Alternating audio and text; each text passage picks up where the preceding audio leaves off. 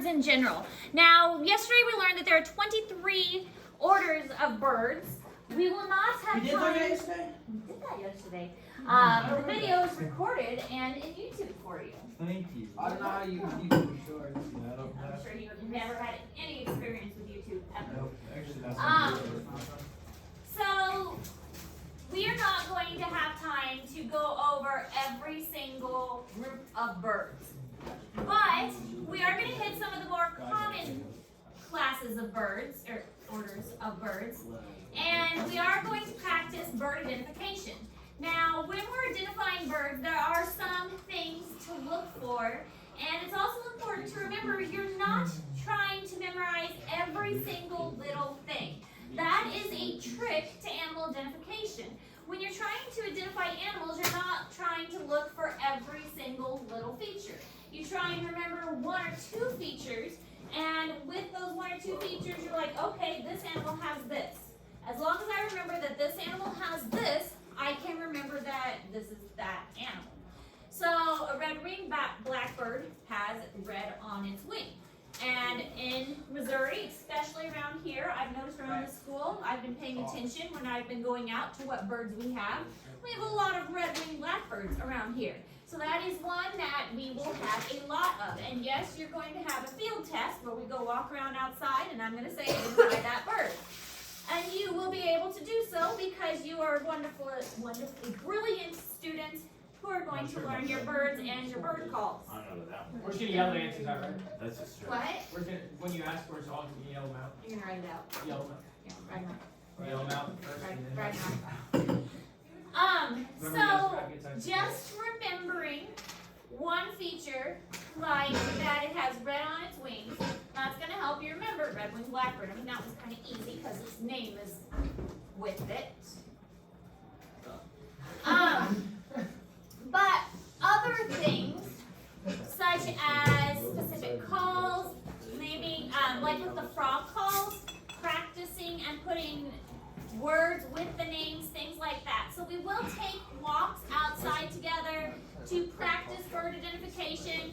And if you have a phone and download that Merlin Bird ID app, that is an amazing app. In fact, I suggest you download it sooner rather than later and start practicing. That Merlin Bird ID app is the best bird identification I have found.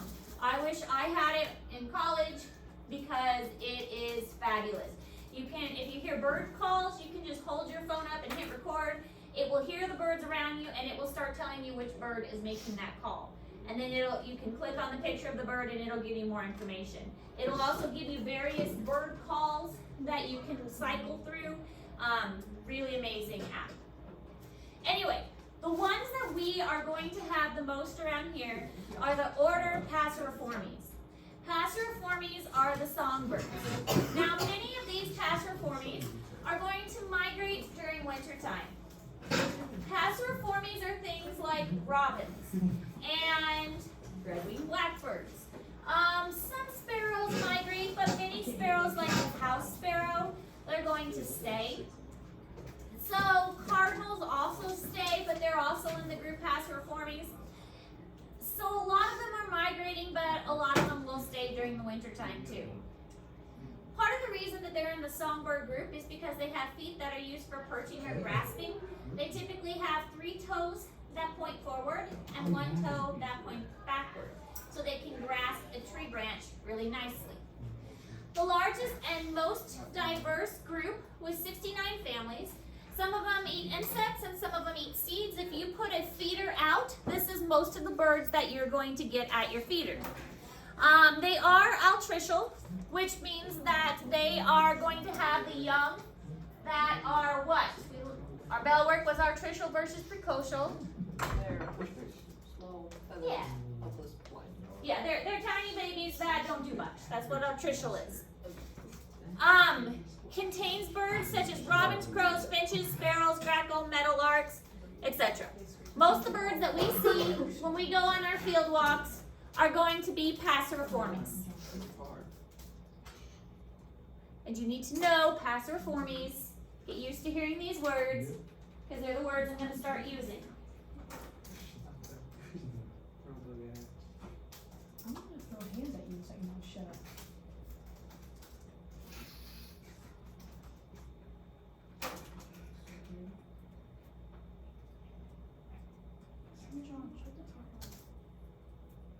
We'll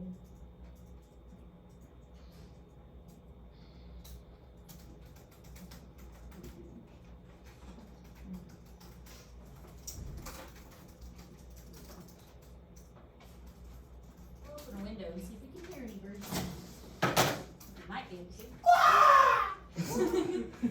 That What was that one? the Haven bird. Me and a bird mated four. What is a haven bird?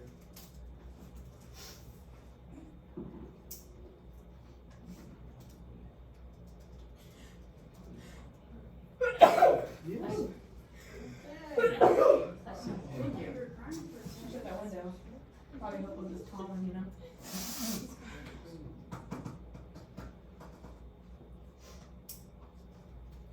Can you see these little green creeks and happiness?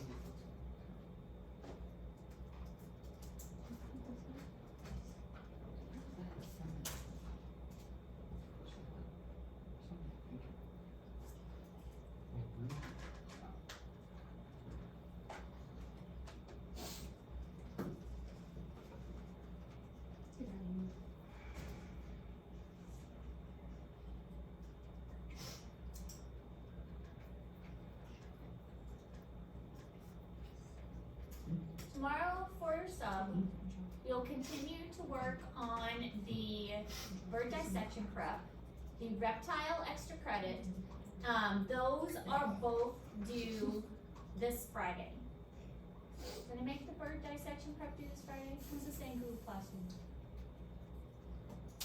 Can't remember. The reptiles definitely due this Friday. The new assignment, the bird song identification, that is due next week. So you will get that tomorrow, but that is not due this week. So you have time to work on that one. For reptile extra credit, remember I don't accept late extra credit. If you want that extra credit, which I don't give very often, this is like a last chance on that one. That is definitely due on Friday. Don't make it late, and it'll raise your grade a lot. Probably be worth 30 points. Because it's a big extra credit assignment, so it'll be worth a lot of points. Oh, I already finished this. Good. Then you'll get a lot of extra credit points. Good for you, Alright, 40. so here are some of the common birds. What? Finish it. Good. So here are some of the common birds that you will see in Missouri. Most of these I have heard and or seen around the school. Definitely heard the blue jay. The blue jay makes a noise that I think sounds like thief. American crow is kind of a caw sound. House sparrow, they're just a chirpy little bird and they don't go anywhere in winter, they're everywhere. You've already seen house sparrows, I know you have. Common grackle and European starling, those actually get mixed up a lot. The grackle and the starling. From a distance, the grackle and the starling look very similar. The way you can tell those two apart is the grackle has a black beak and a starling has a yellow beak. I know they look very different in this picture, but from a distance, they really look the same. But a starling has a yellow beak and a grackle has a black beak. Meadowlark is pretty distinguishable, but it has a really interesting call. Everybody knows what a robin looks like. Red-winged blackbird is a very pretty bird, but it has a very distinctive call, which I have heard a ton around the school. And this one that's on here, this is a ring-necked dove. We have more of a mourning dove around here. I don't think we have too many ring-necked doves, but the mourning dove makes kind of a cooing sound, a sad sound. But it is not a passerine. It is called a columbiformes, so it's in a different group. But I went ahead and included it on here, even though it's not in the passerine group. Now, the falconiformes group. This is a fun group because most people really like the raptors, is also what these are called. Falcons, hawks, vultures, and eagles. And then there's also the strigiformes. These are the owls. Owls and falcons are raptors. These are birds of prey, but they are in two different groups. Strigiformes are owls. Falconiformes are the others. Vultures, hawks, eagles. There are turkey vultures everywhere. Super, super common are the turkey vultures. You see these guys all over the place.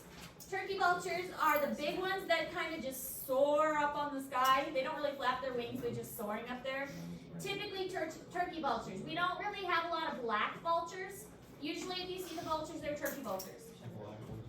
We have a surprising amount of eagles around here. And I've seen owls around here. Specifically, last semester I was driving to school. There's an owl sitting in the middle of the road. And I had to turn back and go rescue it. Yes? One time at night, I went outside and I heard a weird high-pitched screaming, and suddenly, I couldn't see, it was really dark, but owl hooted, and probably had a mouse that was screaming in its talons. So that was interesting. There are a good number of owls here. When I was walking in the outdoor classroom, I found some owl pellets. So there's some owls in the outdoor classroom too. No, they were kind of smushed because people had stepped on them. No dissection. So these are predators. They have sharp beaks and sharp talons. And the owls specifically are very quiet at flying. They actually have specialized wings that help them to fly quietly at nighttime. Of all the animals in the world, the peregrine falcon is the fastest animal.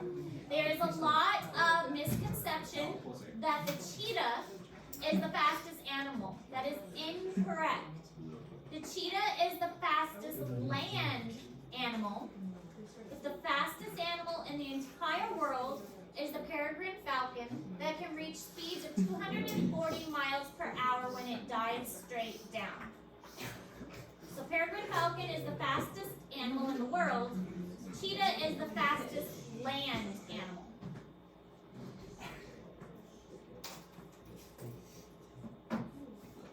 So peregrine falcon is in order Falconiformes and is the fastest animal, which will probably be a question on your test.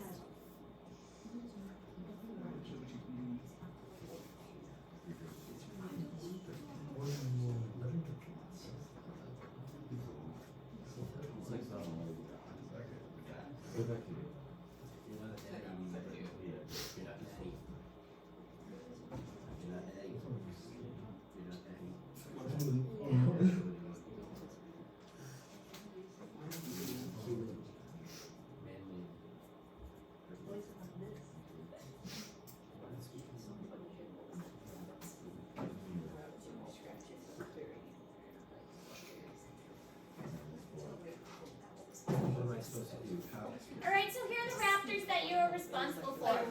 Barn owl. The barn owl is one I got to work with at the zoo. It was beautiful. His name was Bowie. There's great horned owls that are pretty common. Barn owl, this is the one that was in the middle of the street that I rescued. Screech owl, we had a screech owl at the zoo. He was so cute. He would coo at you every time you walked in. He was bonded to people. So when we got him out to use him for programs, he really liked people. He'd make a happy noise, and he liked head scratches. So Screech was his name, and whenever we used him for programs, we'd give him head scratches. We could never do that in front of the public because we always emphasized that the zoo animals were not pets. But in the back, when nobody was looking, Screech got head scratches. He deserves them. He did. He deserved his head scratches. He was a good boy. Bowie the barn owl, though, he was angry, and he tried to attack us. And he never really liked doing programs, but he was beautiful. And we had a Mississippi kite that had a broken wing. She was beautiful too, but I always felt bad for her because her wing was like angled weird, and so she would hit it, and the feathers would come off, and she would hurt her wing a lot. But she did really good for programs. Red-tailed hawks are pretty common than the turkey vulture. Just the other day, I was sitting out with my conservation class, and we heard a red-shouldered hawk calling in the field. Miss baseball players at this time. I'm calling to baseball players, please step back in. Good luck, baseball players. We'll record the rest of the lesson for you.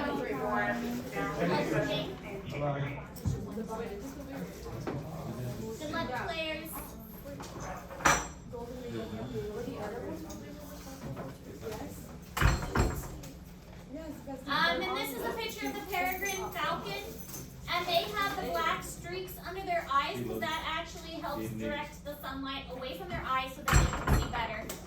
then the harpy eagle is on there because that is the largest bird of prey that, of all the birds. So not the largest bird, but the largest raptor, the largest bird of prey.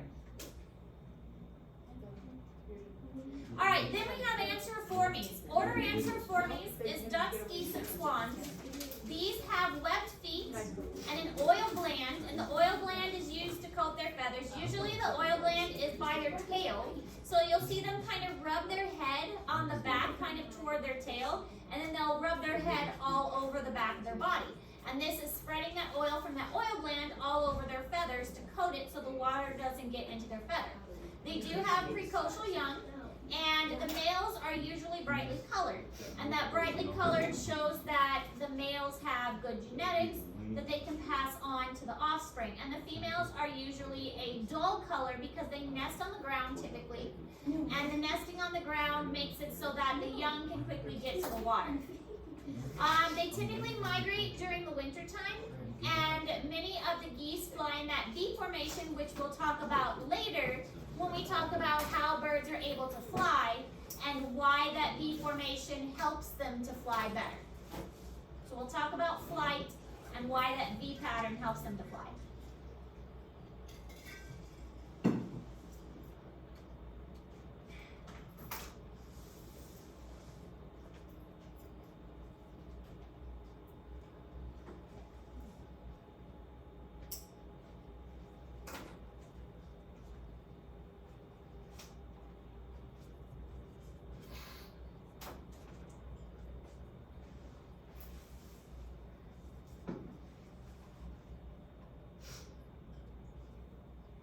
Not only are you going to have a field test, but you'll also have your typical identification test on your regular test. So any of these pictures that I've been showing are found in Google Classroom. Those are fair game for your test as well. And you do need to know the terms like anseriformes, passeriformes, strigiformes, those kinds of things.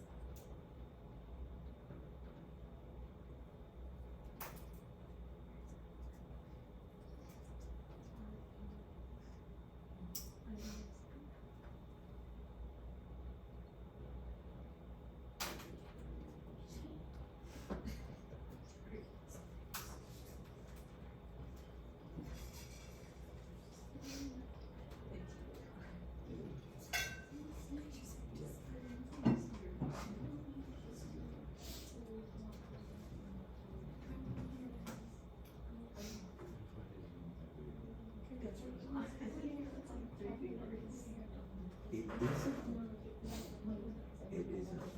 Swear to God. This is, look.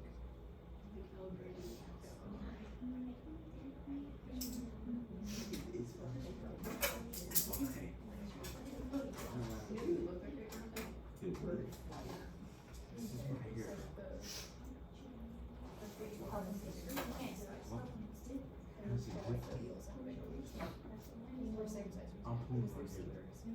I swear to God, I'm pulling for you. I swear, my hair is up. My hair. The biggest one's been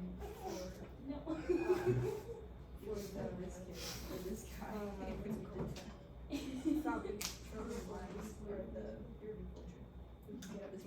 Okay, so here are the anseriformes that you'll need to know for the test. Wood ducks. I think the wood duck is beautiful. The male wood duck has this beautiful coloration. Here's a female. The wood duck makes a really interesting noise. It's like a zipper. It makes a zip noise. Canada goose, all of you have seen the Canada goose and the noise that they make, that honking noise. American widgeon, they have kind of a blue beak, so that's kind of neat. American widgeon is often confused with a mallard. The mallard gets your normal quack sound. So when you hear a duck quacking, that's usually your mallard.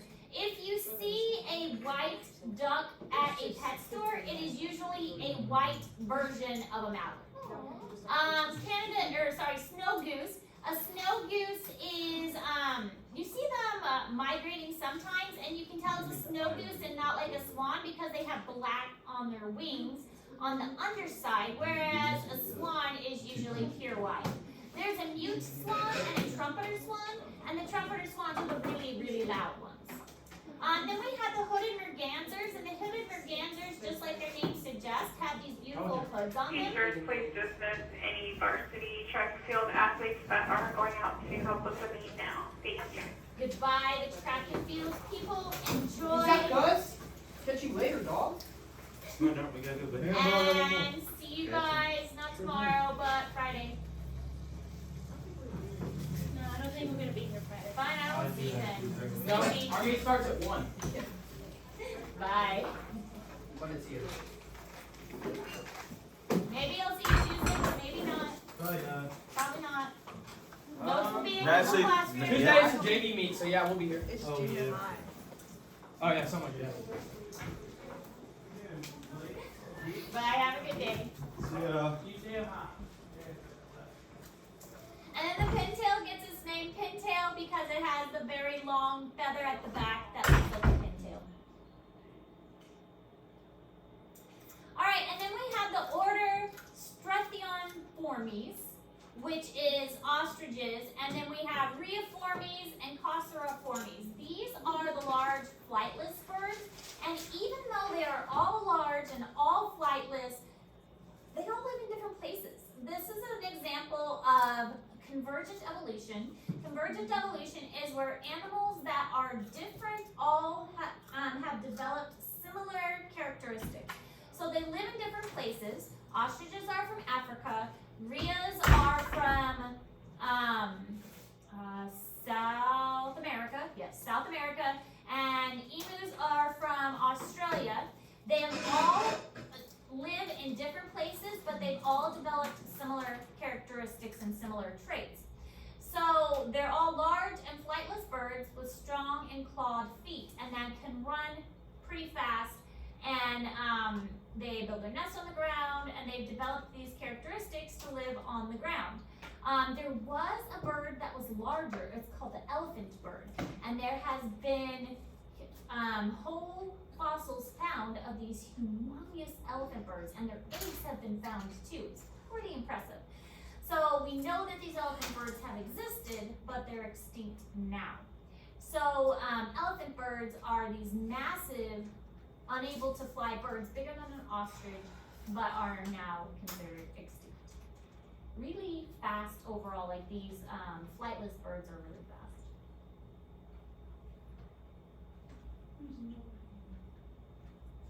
That's alright. It's quiet. Pretty nice, actually.